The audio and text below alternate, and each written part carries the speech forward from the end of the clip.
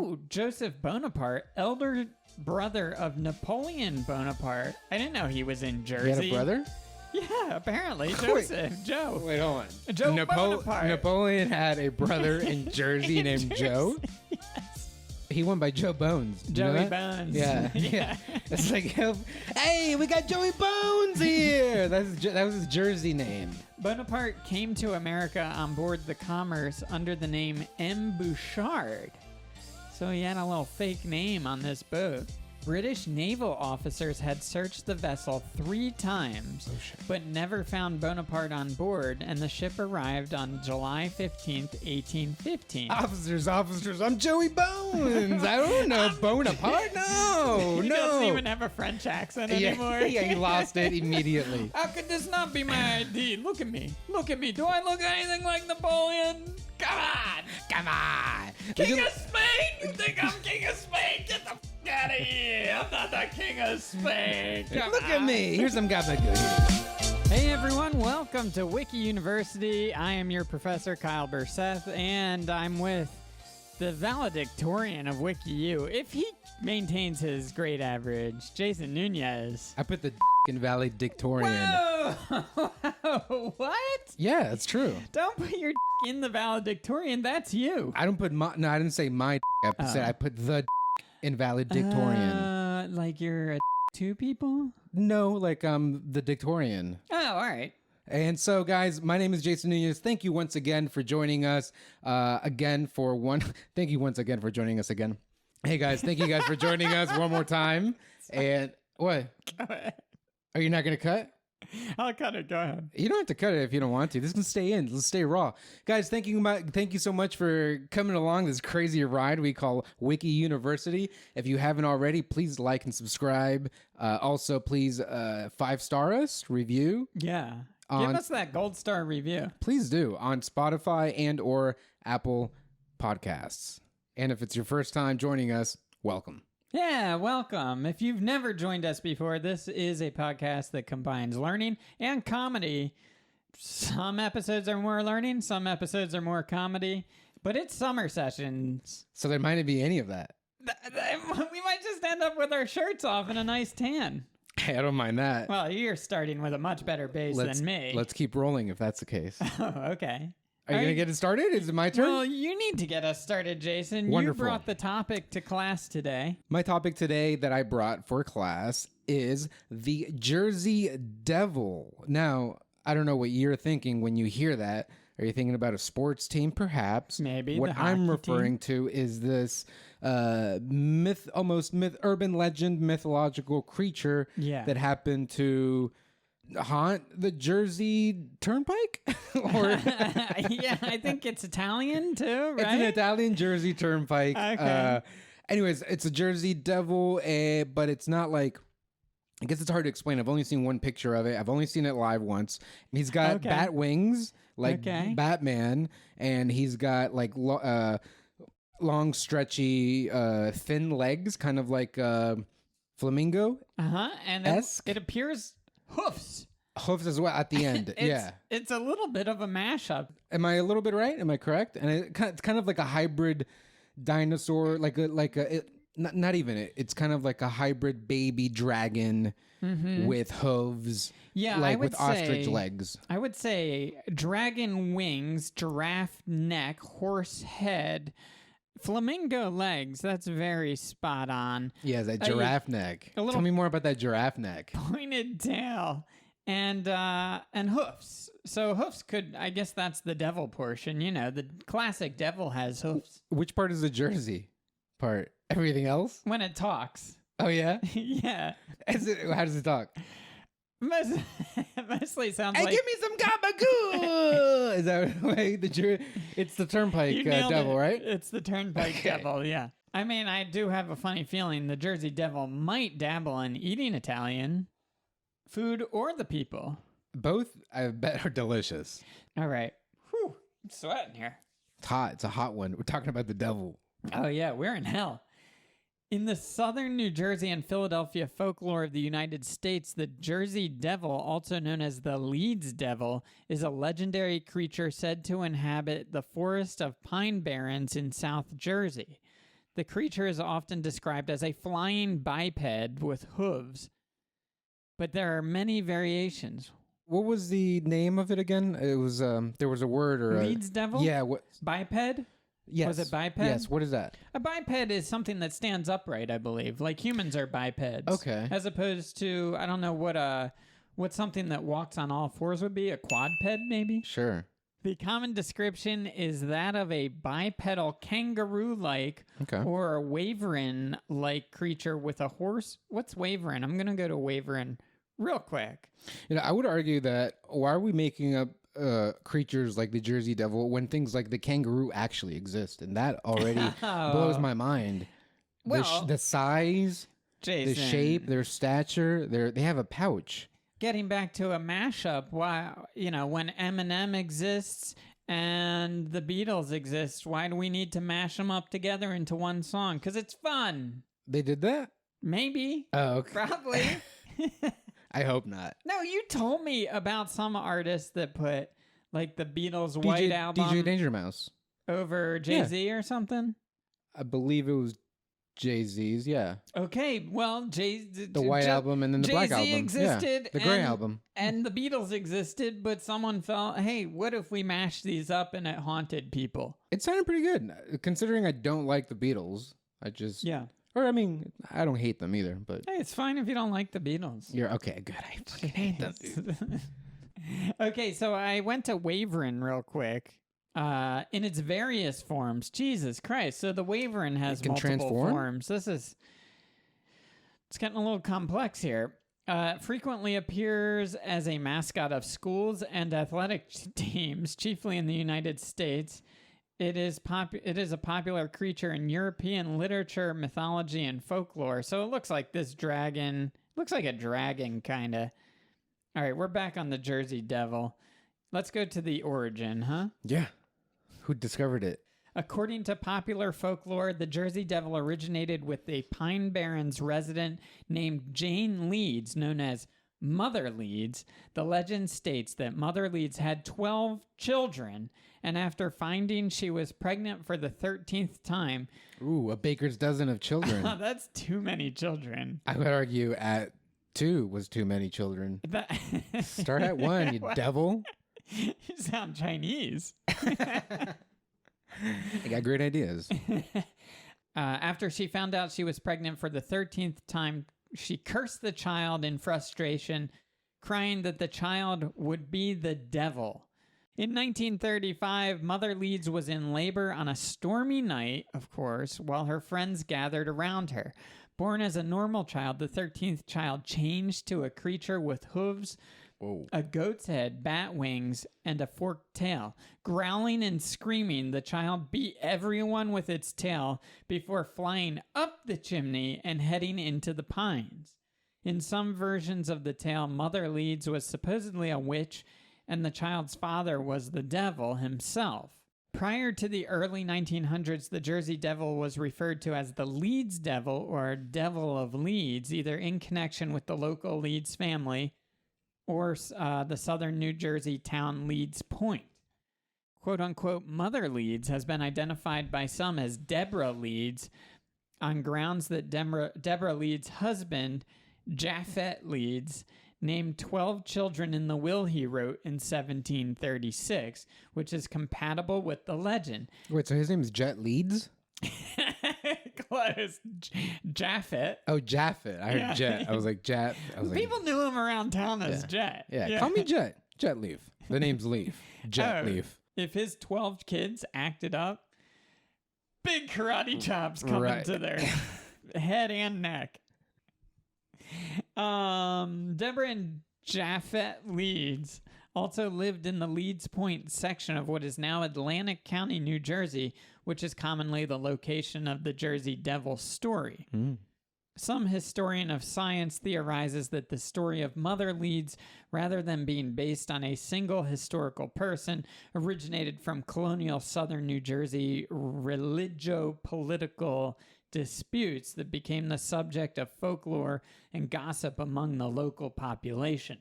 According to the historian, folk legends concerning these historical disputes evolved through the years and ultimately resulted in the modern popular legend of the New Jersey Devil during the early 20th century. Blah, blah, blah. Are they known for anything else? Like, did kids 1 through 12, did they have like good superpowers? Like, were they like heavenly? Were they godly? Like, what do the other kids bring to the table? I'm gonna guess the other kids brought to the table mostly farming. Okay. Hey, that's a power in itself. Brought some squash, brought some broccoli, some seasonal fruits, the power, veggies. the power in numbers, tomatoes. and vegetation. Jersey is known for their tomatoes. Why is that? They grow a good tomato? They grow. Is it the humidity? Good tomatoes. I don't know why. What about, how they say like the bagels are good in New York and Jersey or whatever because of the what? Like, is that true? The water. Because I feel like it's. I mean, that's the hype. Yeah. But I'm gonna say no. Right. Also, I can do without bagels. So let's go to some reported sightings real quick and then move on. Great. There have been many claims of sightings and occurrences involving the Jersey Devil. According to legend, while visiting the Hanover Mill Works to inspect his cannonballs being forged. Yeah. Are you forging my cannonballs? These were supposed to be round. They just have a bunch of square cannonballs. Which could be more dangerous? Oh, you get points. If they can get it out of the cannon. Get it in and the out. cannon and out. Yeah. It would actually be pretty effective. Or like a 20-sided die, like a 20-sided cannonball. That sounds like too many sides. We're almost getting round at that point. Maybe like 10, 9. Okay, sure. I want it pointy, Jason. I think with any, if you go away from round, you're going to get some points. Anyway, according to legend, while visiting the Hanover Millworks to inspect his cannonballs being forged, Commodore Stephen Decatur sighted a flying creature and fired a cannonball directly upon it to no effect. I guess the cannonballs worked. But to no effect, so it didn't work. Well, at least it flew. Oh, okay. Bad aim. And it just hit a nearby village. Joseph, yeah, really? Where did that end? It's going to hit something, just like how bullets do, right? Don't they? Isn't that the whole thing about... They come down eventually. Pew, pew, when you're all like, hey, let's... Celebrate? Yeah, let's celebrate. By shooting in the air? It's going to come down just as fast as it went up, right? I don't know how gravity works. Law of gravity? No, you're not a Newton fan? Squared and it comes down. Oh, Joseph Bonaparte, elder brother of Napoleon Bonaparte. I didn't know he was in Jersey. He had a brother? Yeah, apparently. Joseph. Joe. Wait, hold on. Joe Bonaparte. Napoleon had a brother in Jersey named Joe? Yes. Napoleon's over there conquering Europe, and Joe's just in Jersey seeing the Jersey Devil while hunting. Is he like above average height, so he like doesn't have any real like hurdles to come over emotionally or something? What? Oh, he has the Joe complex, which is just being normal. A regular Joe complex, yeah. Regular Joe Bonaparte. He's just there eating his gabagoo, and he's like, "Hey, that's a devil." Exactly. What a different life. Sometimes he must be getting letters from Napoleon in New Jersey and being like, "What? You invaded where?" I haven't even been outside of Jersey in over 10 years. Hunting in the Pine Barrens. You're taking over entire countries?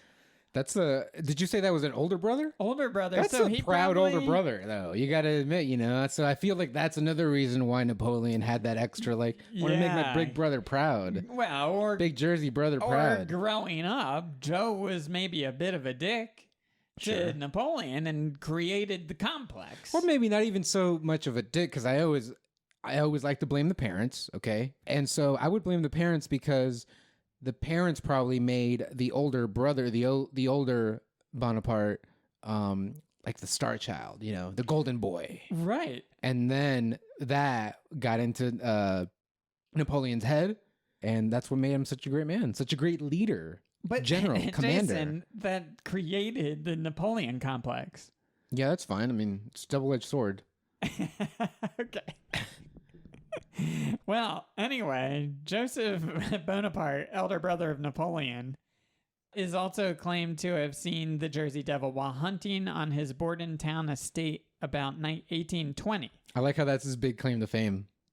Yeah, his Bordentown estate. Or just the fact that he saw it, saw the devil. Maybe, I mean, we could go to Joe Bonaparte, but I think we should. We've covered Napoleon a little bit on the podcast. It's not. I mean, that can't be his real. I don't think that's his real. What? That's his cousin?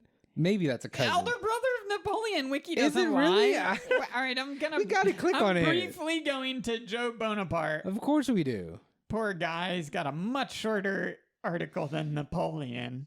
Old average Joe got excommunicated to the U.S. We'll just do the top part here.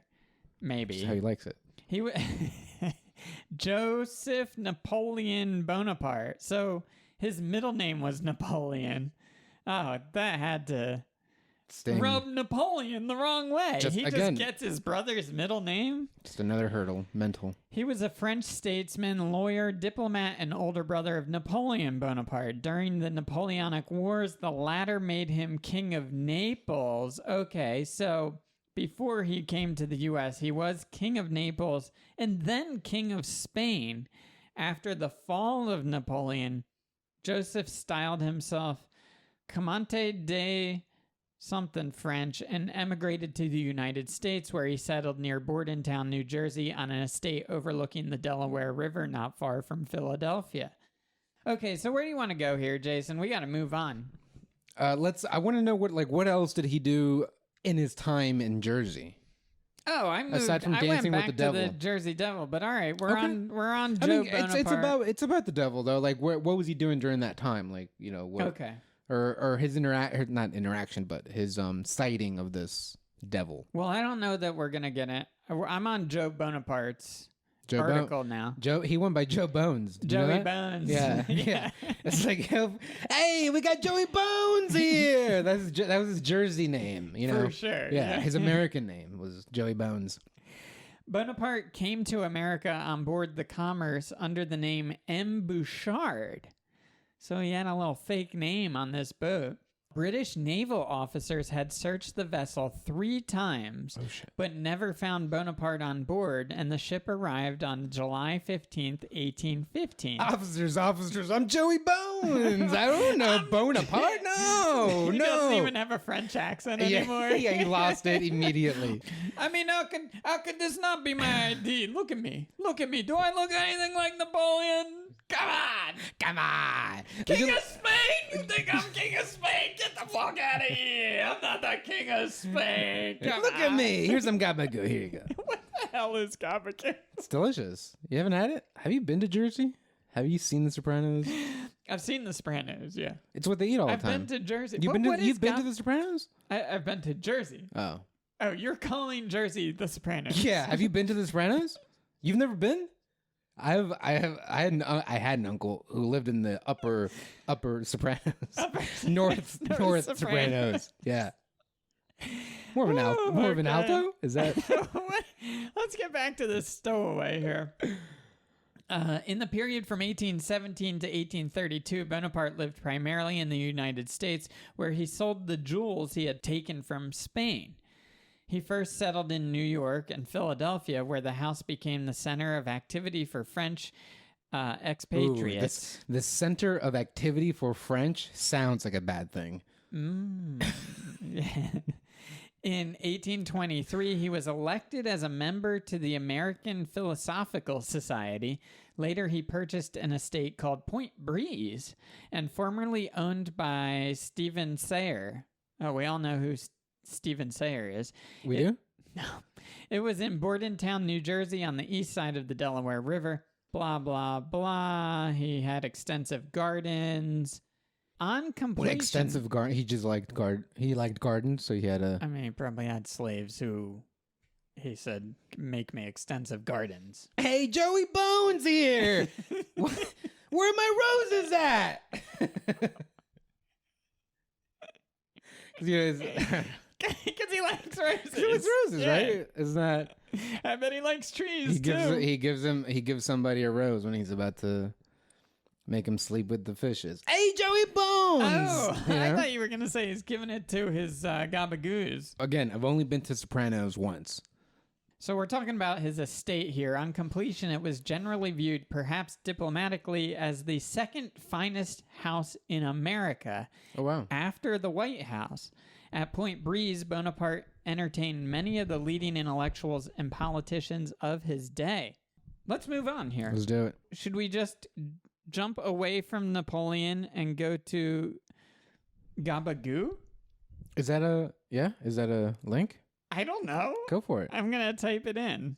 Oh, it took me to Gabagool is an American comic book that debuted in 2002. It was created by cartoonist Mike Dawson and humorist Chris Radke and concerns the various misadventures of a 30-something super nerd, Christopher Vigliotti, and his friends Rich Sutton and Vinny Del Pino. They live in the Bronx, New York, in an apartment owned by Christopher's cousin, Lenny Vigliotti. Following issue number 6, the series went on an indefinite hiatus. What? Indefinite? After 6 issues?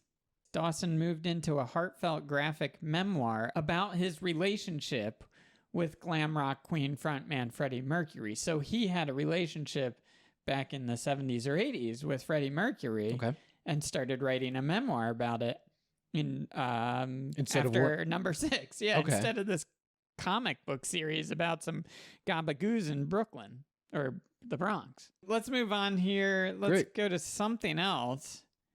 We could go to Hedonism 2, the seedy resort in Jamaica. We could go to hentai. I see hentai here.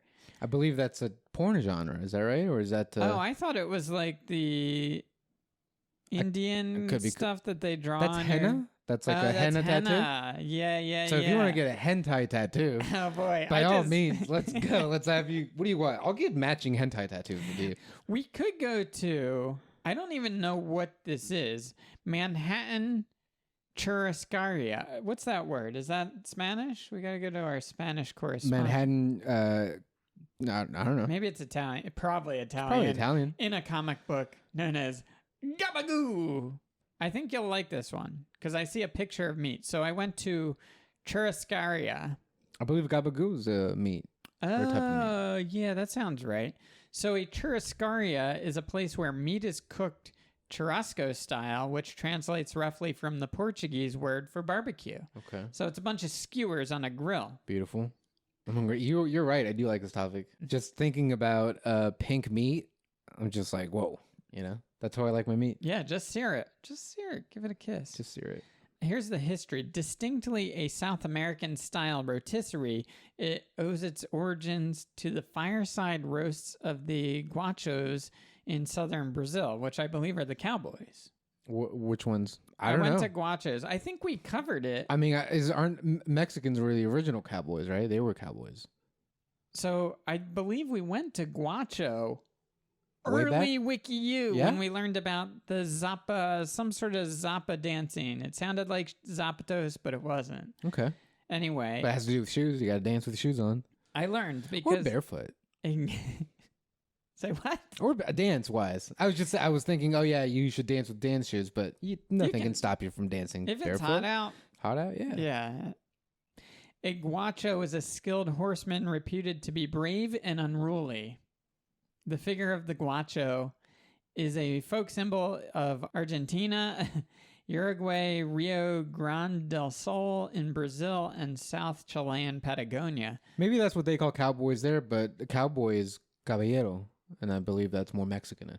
Yeah, we covered cowboys in another episode down when you were in Texas and New Mexico, I believe. Okay. Yeah. That's so I'm back on the meat-related article. What's it called?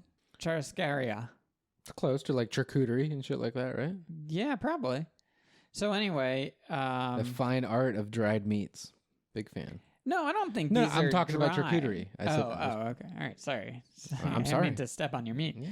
So they do it in Brazil, Portugal, and the United States. Churrascaria cuisine combined with rodizio-style service has become more popular in the U.S., expanding to a number of cities. So anyway, that's kind of the end of the article here. No picture, no plates? Well, here's the picture. Sorry, I didn't whip any up for this episode, but nice that looks salt. good. There's some pineapple, some chicken. Yeah, that's literally what my brother makes probably every other day. Loves the skewers. Yeah. Loves to grill, and we always have that. All right, so where do you want to go next? Anything jump out there? I see beef, pork, filet mignon, lamb, chicken, duck, ham. We could go to the culinary arts. That's an article. Yeah, let's do that. Yeah, very broad, I imagine. What do you want to know specifically? The martial arts part. I kind of want I want to know why they wear the hats.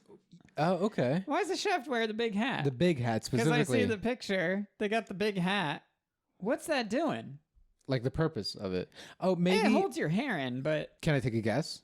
We can, yeah. I'll take a guess that the reason for the high top hats is to, while you're cooking, obviously to keep the hair away, but also because you are the chef and sometimes you will have to go to the front of the house if someone requests kind of complimentary to the chef. May I speak to the chef real quick? Yeah. You can't really go out with that. So you with pop your out sweaty hair. Right. So you pop out and your hair, your dew is just there already. It stays put because of the high top. Oh, wait, you're saying if they go out, they take the hat off. Correct, yes. Oh, see, I was thinking they put it on. No. It kind of makes them look like the Pope. It gives them a feeling like they're in charge. I can see that, but I'm still, my guess is they take it off to be a little bit more presentable at the time. But I can see your argument.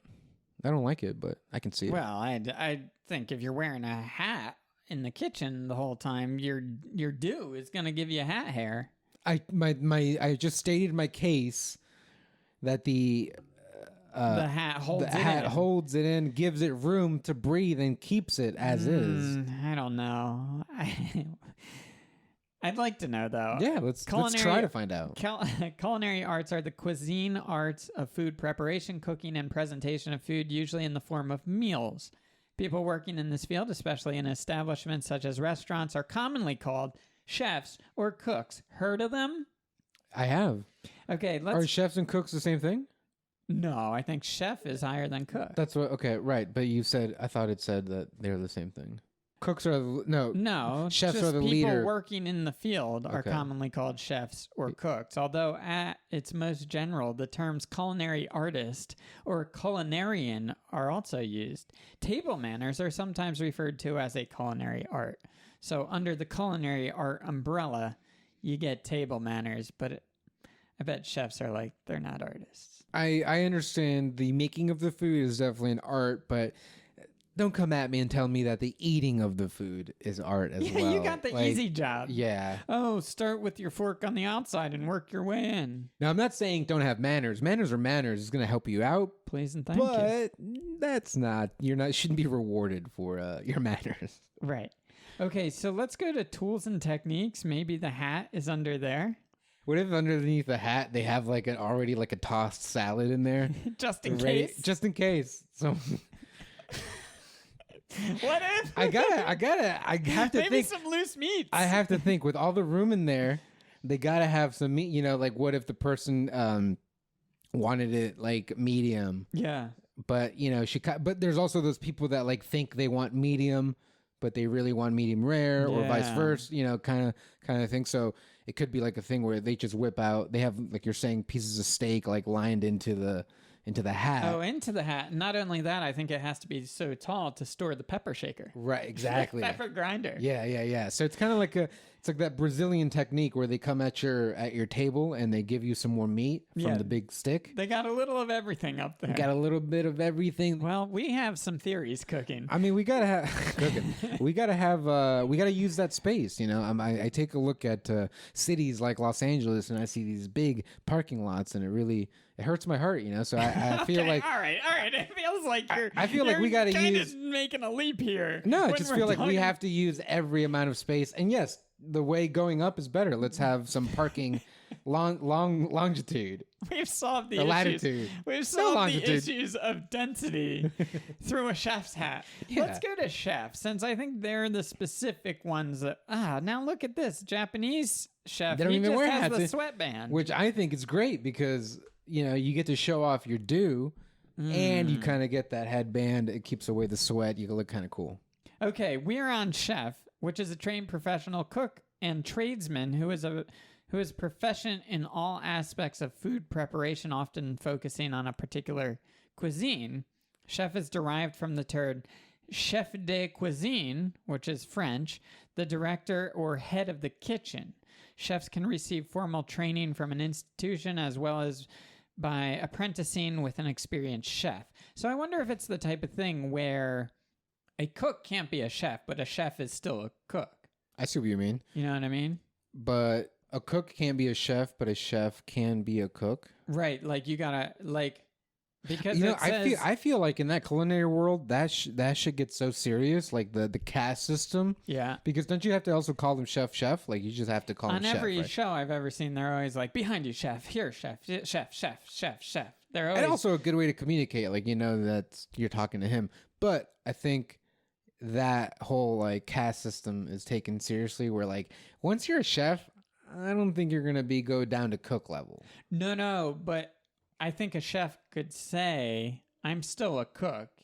In my heart, I'm a cook, even though I'm a chef. But on paper, I'm a chef? But if a cook said, in my heart, I'm a chef, they're like, get the fuck to the back of the line, cook.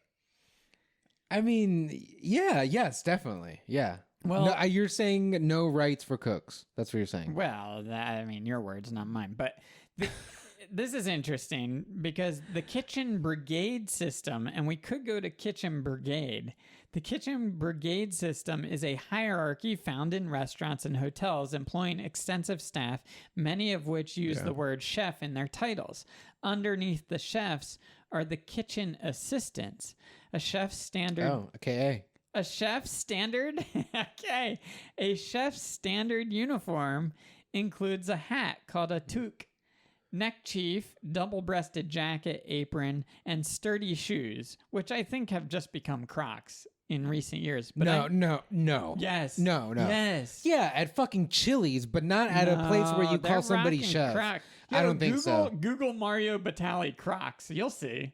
That's so I feel like that's disrespectful to the people you're serving. I would say to the footwear industry as a whole. I'm going to toque. We got to get to the bottom of this hat. Okay. Or the top. A toque, I think that's how it's pronounced, is a type of hat with a narrow brim. How do you spell it? Toque. Or, yeah, I suppose, unless it's a 2K, right? Toque. Toque? Well, it's a type of hat with a narrow brim or no brim at all. Brimless. Brimless? Well, it can have a narrow brim. Okay. It can have a light brim. It's flexible. But when I think of a chef's hat, I don't think brim. Yeah. Yeah, not a lot of sun in your eyes. I don't think like a flat brim. I don't picture a like new era chef hat. Yeah.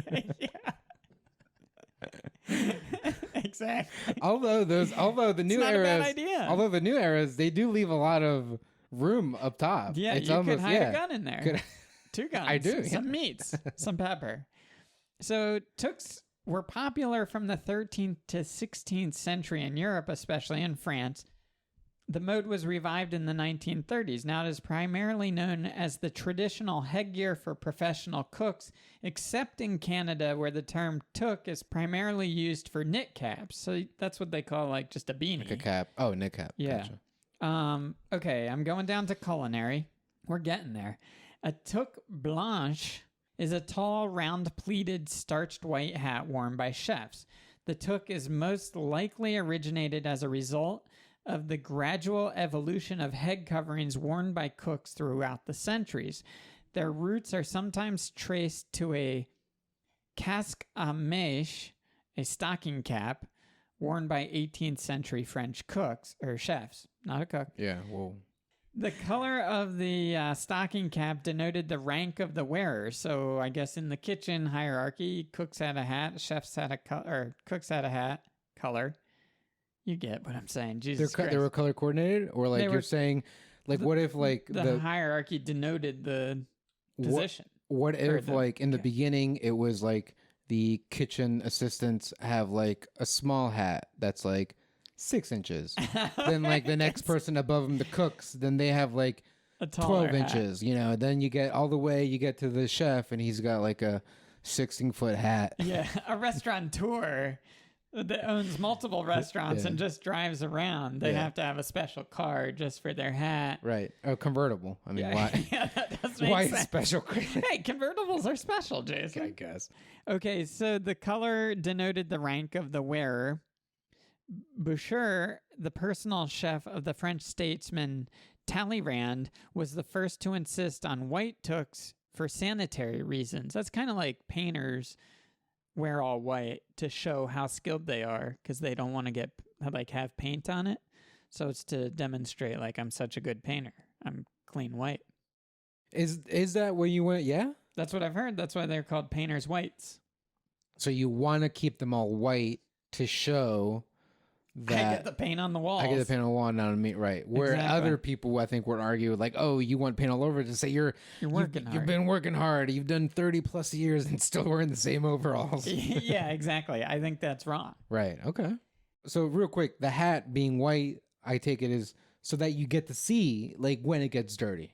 Right. Well, it says for sanitary reasons. So I think, I guess you can see. Yeah, you can see when it gets dirty, but also, if it's clean, the customers see this person has a clean kitchen. Right.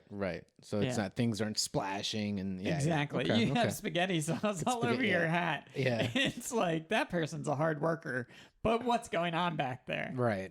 Got mom's spaghetti all over my. Exactly. The modern toque is popularly believed to have originated with the French chef Marie Antoine Crème. Oh no. Caramé, who stiffened the stocking cap with cardboard. Oh, so to make it erect. Yeah, so I assume that's Marie. No, that's a dude, of course. He's I want it to be a little taller. All right, do you want to move on, or should we just wrap it up here, Jason? We answered your questions. Let's tie a bow in it here, because here I see this. Did you say tie bow? Tie a bow, yeah. Like the videos? Billy Blanks. Billy Blanks, yeah. Exactly. Ooh, thank God you got that reference. I was about to shoot a Billy Blank right there. Jet Leads. Jet Leads. I heard Billy Blank taught Jet Leads everything he knows. What, cooking? So, to tie a bow in this... In the Napoleonic era, the French First Empire replaced the coronets of traditional royal heraldry with a rigorously standardized system of toques reflecting the rank of the bearer. Thus, a Napoleonic duke used a toque with 7 ostrich feathers and 3 lambrequins. All right, I gotta see what a lambrequin is. What they based Lamborghini on. The car. No, you couldn't be more wrong. It's not fast? It's mantling. It's like those dangly leaf things that you see on a helmet, kind of. Okay, like a Spartan helmet, it's got those little, exactly. Not feathers, but like a bristles on top. Adornments. Right. Yeah. Little accoutrements to the helmet. Maybe piece. like a little baby shield or something. Right. Like a little the not logo, but like a crest. Right. There, So you're gonna have 7 ostrich feathers, 3 of those things. 2 French hens. Exactly, with 5 feathers and 2 lambrequins. And 1 pink butthole. On that note, I think we should sign off here at WikiU. It's been another summer session, and we actually learned a few things. Thank you guys for joining us, and please don't forget to rate and review us on the Apple Podcast and Spotify. Like us on Instagram and TikTok if you're on that ish. Aside from that, we'll see you on the next one. Yeah, thanks for listening. Bye. Stay learning. Stay burning. That's it. That's the end of my motto. Okay. That's your motto. Stay learning, stay burning. Bye. And then what I say, that's the end of my motto. That's the end of my motto. Done. Yeah. Okay. Let's hope I remember it for the next time. Easy.